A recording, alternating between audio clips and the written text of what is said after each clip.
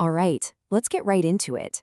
We're about to open the case file on a cosmic mystery, a detective story where the main character is a star that, for decades, has been sending astronomers some really bizarre signals. This is the case of PSR J0738-4042, the unreliable star. So, before we get into the weirdness, you gotta understand what's supposed to happen.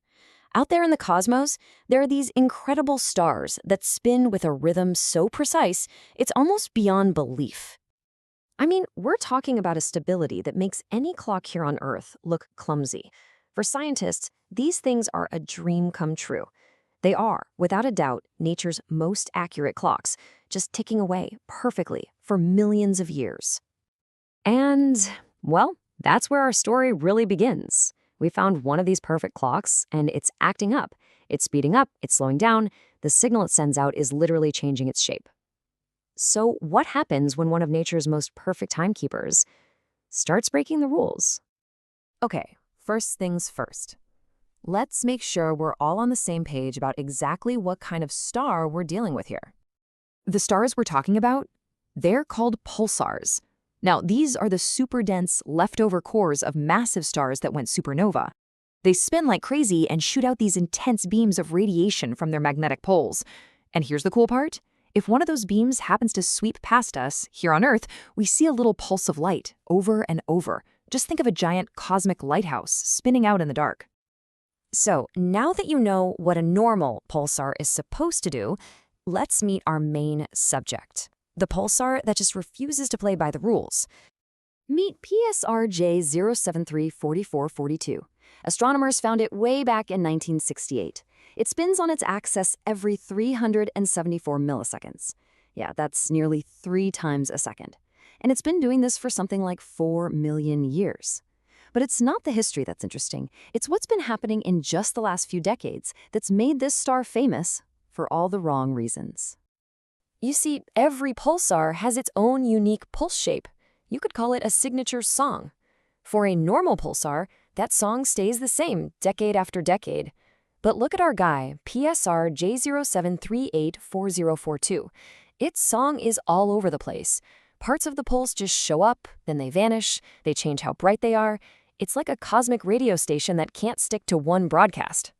So, to get to the bottom of this, astronomers have been building a case file on this star for 50 years. Let's open it up and look at the evidence. Inside, there are 3 key incidents. First, back in the 80s, a big chunk of its signal just disappeared. But, and this is the weird part, its spin speed didn't change at all. Then, fast forward to 2005, a totally new piece of the signal appears out of nowhere. And this time, its rotation did change a lot. And finally, in 2015, another signal change. But this one was tied to something astronomers call a glitch. So what on earth is a glitch? Well, it's pretty much what it sounds like. It's a sudden, sharp, totally unexpected jump in the pulsar's spin speed. For a star that's supposed to be slowing down smoothly over millions of years, a glitch is a really big deal. It's like you look at an old grandfather clock and see it suddenly tick forward a few seconds. You'd know something strange was going on. And just to give you an idea of how precise this all is, that 2015 glitch was ridiculously small, a fractional change of less than 1 billionth. It's almost nothing, but our instruments are so incredibly sensitive that we can spot it. And for the astronomers on this case, that tiny change was a massive clue.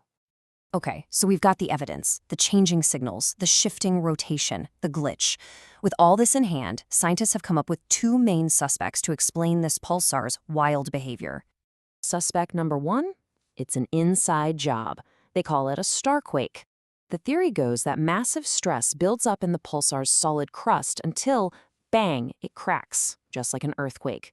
This sudden fracture would shift the star's mass around just enough to cause that glitch in its spin and mess with the magnetic field, which would change the radio signal we see from Earth. Suspect number 2, an outside force, an asteroid. In this scenario, the pulsar is flying through a disk of debris.